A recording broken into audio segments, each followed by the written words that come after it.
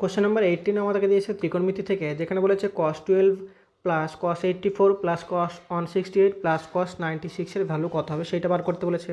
তো এই যে ভ্যালুগুলো আছে সেগুলোকে আমাদের পরিপূরক যে অ্যাঙ্গেল অর্থাৎ কমপ্লিমেন্টারি সাপ্লিমেন্টারি যে অ্যাঙ্গেলের যে কনসেপ্ট সেইটা কাজে লাগিয়ে করতে হবে। তো এখানে আমরা যদি cos 12কে প্রথমে রেখে দিলাম, তারপরে cos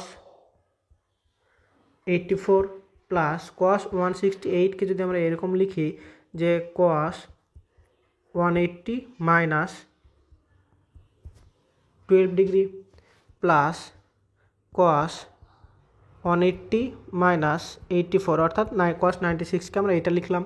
এবার এখানে আমাদের cos 180 মাইনাস থিটার যে কনসেপ্ট সেইটা আমরা বুঝবো। তো cos 100 এখানে হচ্ছে অল যে অ্যাঙ্গেলগুলো আছে সেগুলো পজিটিভ হয়, এখানে হচ্ছে অল সাইন অ্যাঙ্গেলগুলো পজিটিভ হয়, অল সাইন এটাতে হচ্ছে ট্যানের value positive, all sine tan cos এইটা হচ্ছে কসের ভ্যালু পজিটিভ হয়।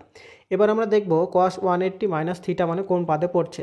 তার মানে হচ্ছে cos 180 এইটা 180 আর মাইনাস মানে হচ্ছে এইখানটায় পড়ছে, এখানে কোনো একটা অ্যাঙ্গেল এই দুটো বোঝাচ্ছে, সেইখানে হচ্ছে আমাদের cos নেগেটিভ হয়। তাহলে এখানে যে অ্যাঙ্গেলগুলো পাবো সেই অ্যাঙ্গেলগুলো আমরা পাবো কত নেগেটিভ। আর এখানে দেখো 180 90 দ্বিগুণ, তার মানে 90 জোড় ফ্যাক্টর, মানে এখানে কসটা সাইন হবে না, কসটা কসই থাকবে।